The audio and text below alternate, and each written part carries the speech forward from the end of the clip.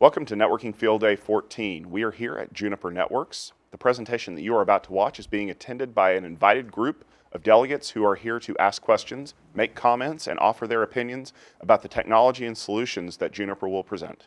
If you'd like to learn more about this event, go to our website at techfieldday.com. Check out our YouTube channel at youtube.com/techfieldday. So next topic is streaming telemetry. So my name is Dmitry Shokarev. I'm responsible for streaming telemetry as a PLM in the routing team. I'd like to tell you what the motivation behind this program in Juniper, how we do it, and eventually will be a demo where we will see it in action at scale. So let me start with some ideas we had in mind when we started this program about 3 years ago. So we saw challenges in the current service provider environments mostly where the performance monitoring at scale becomes a problem. The main reason is, well, you still need some metrics from a network element, such as interface stats, filter counters, maybe something else, health metrics as well. The problem is a number of metrics, it increases over time. Because look at like any domain, edge device, it has more attachment circuits nowadays when it had like maybe 10 years ago. Interfaces, simple things, interfaces on the routing device. Now we have systems with 1900 of interfaces in a single chassis. Years ago, we were having maybe half a thousand. So a number of metrics increases, number of packet forwarding engines increases as well, but business requirements, they stay the same. So you still need your interface counters every 5 minutes or maybe even less. Some customers we work with, they need this information every 30 seconds. So that possesses a challenge to our infrastructure to collect this information and present, because the existing mechanisms don't scale. So the SNMP, first of all, is based on the polling, and it doesn't work well. So that was the main motivation, to increase the scale of performance, to enable performance monitoring at scale. In our use case is actually enabling external control of a network element. Some interesting applications are coming up. One of them is a PC controller application, which takes care of path provisioning for a network. For the controller to operate properly, it has to have the identical picture as network element has, like the same operational state. And if you look into the protocols which are able to sort of synchronize the state, of course, in PC controller case, there's a PCEP protocol, but still it doesn't cover some basic things such as counters export for LSP stats, which is needed because traffic patterns may change. PC controller should take action and reroute traffic in some cases. So in order to enable that second use case, we are implementing streaming telemetry as well, and the idea here is to synchronize the operational state between the network element and the controller. So these are the main use cases we are targeting. And now, actually, how do we do it? And it is in line with what Nitin said in the beginning. So we have a telemetry consumer application, can be our own application such as Northstar PC controller, or some other application, performance management application. That application talks to a router using, well-defined APIs based on gRPC, and we are using OpenConfig data model to present the data. And there is a new application running on top of, on the router called Network Agent, which actually provides that interface, and it talks to our components within Junos to collect the information. So it uses well-defined APIs, JET APIs, which you can use as well. So potentially, we are not limited by our own network agent. We have customers who actually developed the code to collect statistics from Junos and present it using their own proprietary formats for whatever reason. And this information is presented to a telemetry consumer. What we are also doing, and we are not only limiting ourselves to OpenConfig and gRPC, we have we call it native streaming option. So Junos can emit some data in a format which is more suitable for, let's say, network processors. Network processor-friendly format, which has, first of all, it is binary.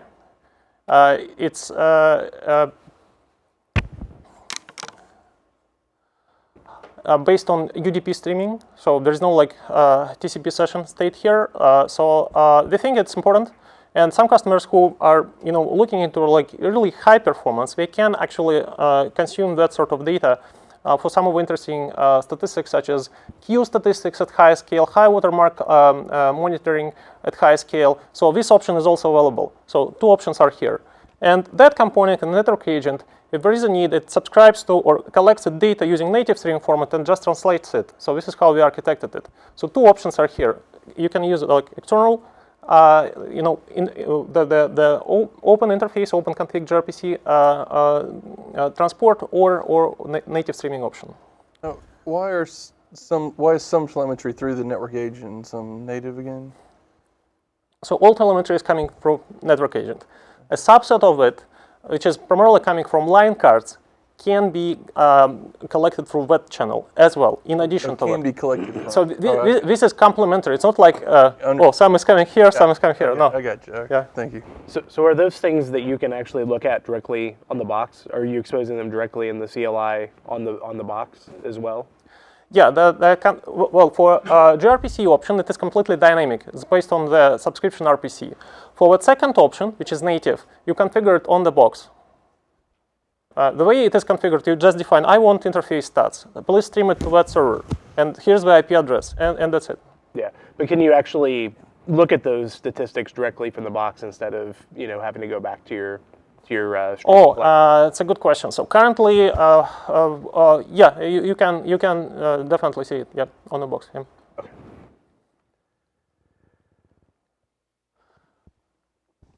Okay.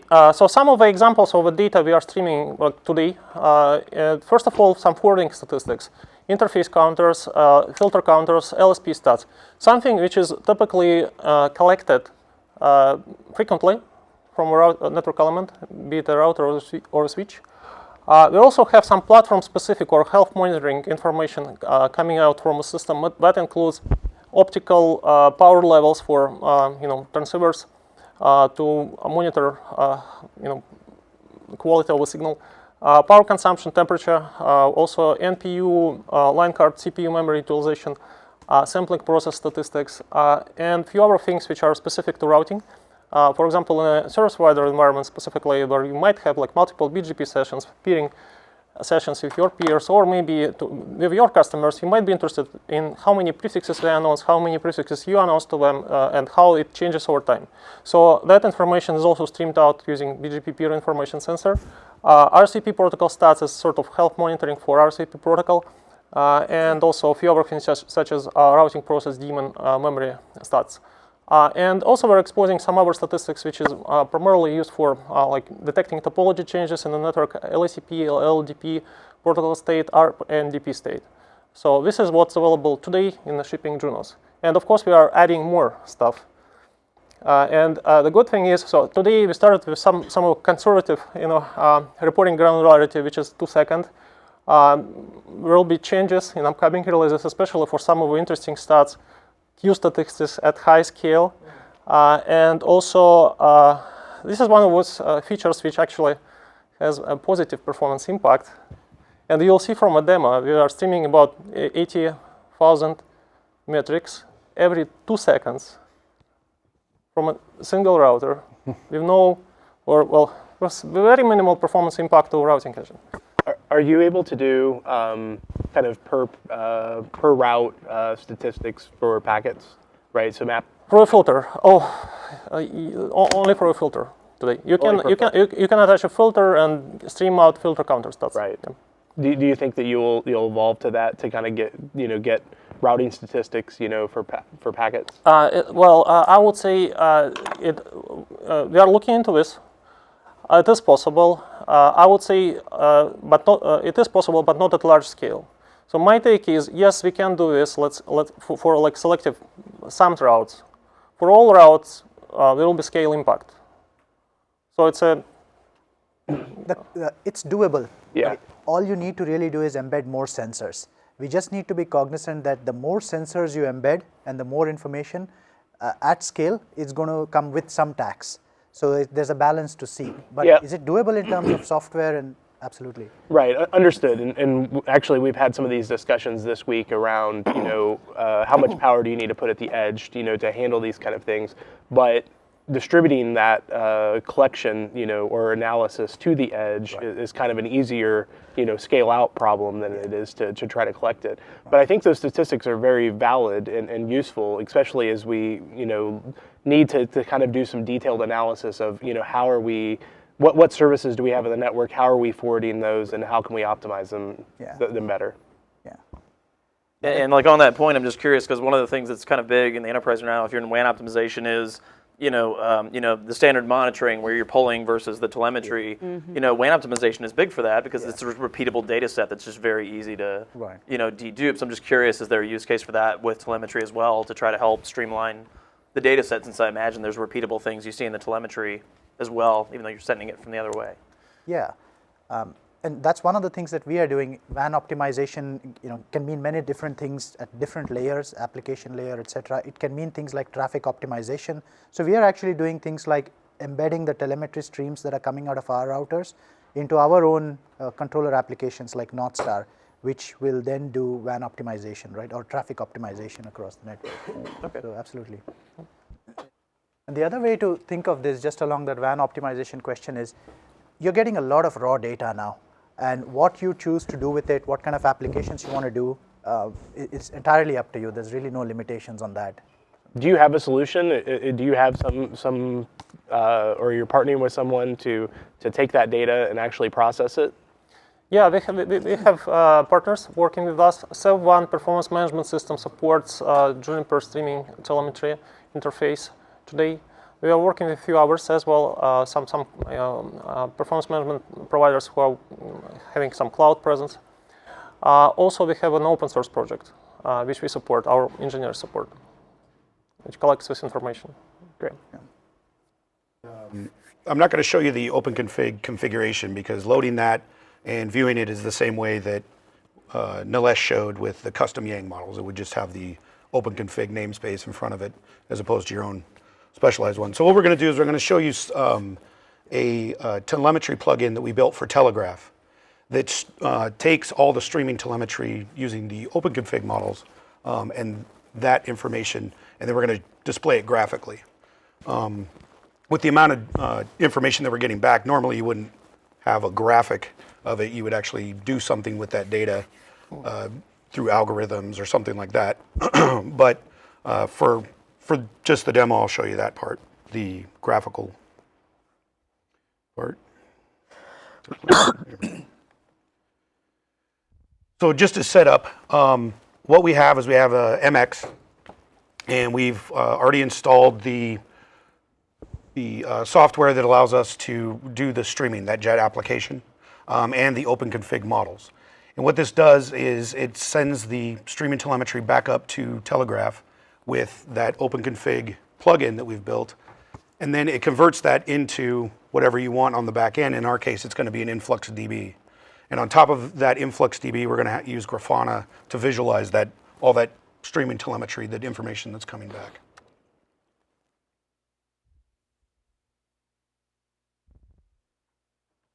And this is just to show that not only can you do influx, but you can do whatever the output plugins are that are built for Telegraf. And we have a repo of this demo that you can get to, and I'll show that here in just a second. But one of the things that I'm not going to show, but is actually in that repo for you to use as well, is the Amazon CloudWatch plugin. So we'll do the influx one, which will be in the demo as well, but you can also use the CloudWatch one if you want to go that route.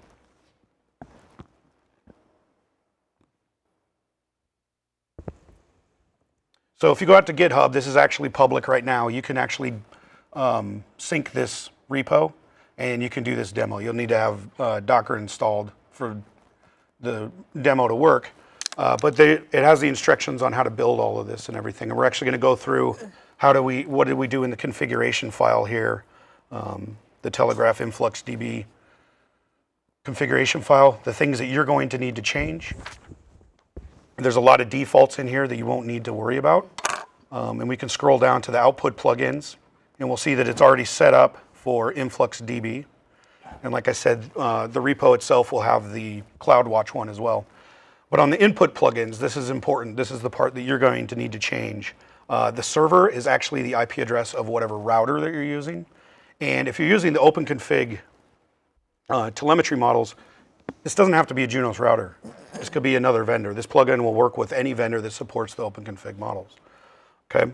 And what we've done is we set it up to sample every 2 seconds, the 2 seconds that Dmitry was talking about. And we're only going to look at interfaces. So just this setup here, because we have about 1,200 interfaces defined on the device, we're actually going to be getting about 80,000 data points every 2 seconds. Okay. So to start the demo, or just, all you need to do is run make start influx db, and this will start the container for you. Now, when you first do this, just so you know, it might take a few minutes because it has to configure everything and do that. For us, we already had it running before, so it was already configured. So we can see that the container came up, and then to get Grafana to work properly, we have to configure it. This you do only do this one time, okay? And that's what this make Grafana create source does for you. So hopefully between this and the instructions on the website, it'll be easy for you to get started with this. Now, once you do that, what you'll do is you'll go to port 3000 of wherever your containers are running. Okay, in our case, this is a engineering lab device that we have. You'll go to that, you'll log in with the super secure admin username and password. Okay. And then you need to set up the actual dashboard itself. And you can import this. It's inside that repo. It'll be on your system once you clone it. But the Grafana openconfig.json file. And this just sets up the tabs and everything that you're going to see. So once we import that, now what it's doing is it's actually talking to the influx database, and it's pulling the information that's been streaming from the device to that database. It takes a second for the graphics to show up. So what we can do is we can go out and we can run this log command to make sure that the OpenConfig telemetry plugin is working in Telegraf. And as you can see, it's actually populating information out to InfluxDB. So we've gotten all the interfaces in there. Like I said, there's about 1,200 interfaces that we're getting information for, IFL, IFD, all that information. And as you can see, it's starting to come in, what the actual speed is and things like that. And then as this goes on, we'll get some data points, and it won't be too much of a graph until we get several data points when it can actually build the lines and everything. But as you can see, what we're doing is we're adding and graphing those 80,000 data, or a subset of those 80,000 data points. This would be a gigantic mess if we tried to push all 80,000 every 15 seconds or whatever it is that we're refreshing the graph with.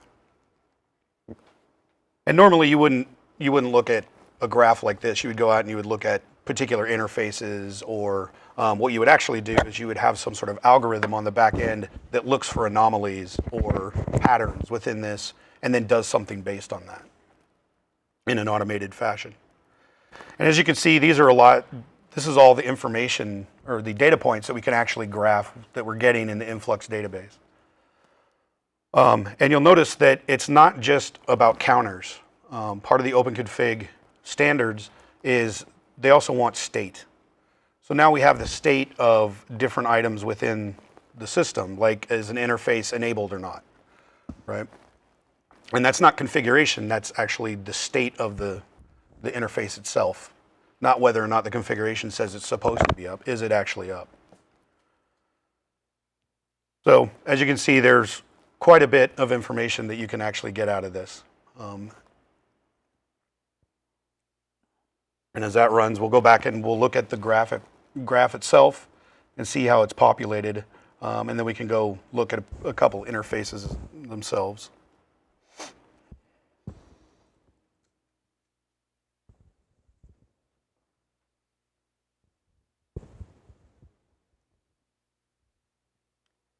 This should end in a second.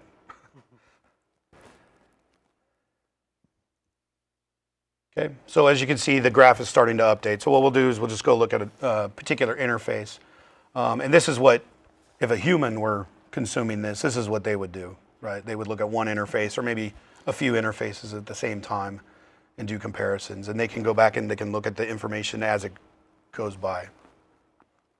And because this telemetry is now stored in a database, you can go back and you can do historical trending and things like that if you need to as well. But that's about it for the demo, okay? The main point of it is that because it is based on a standardized model, you can do this with any vendor, okay? Not just Junos. We happen to do it with a Junos device because we know those the best, obviously. But it can work with others as well. Were there any questions? Does the Telegraf plugin use gRPC? Is that how you're Yeah, oh yes, I'm sorry. We're streaming gRPC from the device back to Telegraf. And then have you had anybody ask if you can do the same with Prometheus instead of using Telegraf and InfluxDB? Nobody's asked, but it wouldn't be. Out of the question. Yeah, that's something simple. We support other collectors too that could do that stuff, like FluentD. We could do that. The reason that we went with Telegraf is because we had the gRPC plugin essentially already built in Go, and Telegraf is based on Go, so it was very easy to put in there. Now Telegraf, the plugins, at least the input plugins, you have to get those have to be part of Telegraf. You can't install them separately, is my understanding. So what we did is we submitted a pull request to Telegraf for it. So that should be in there, the downloadable version of Telegraf soon.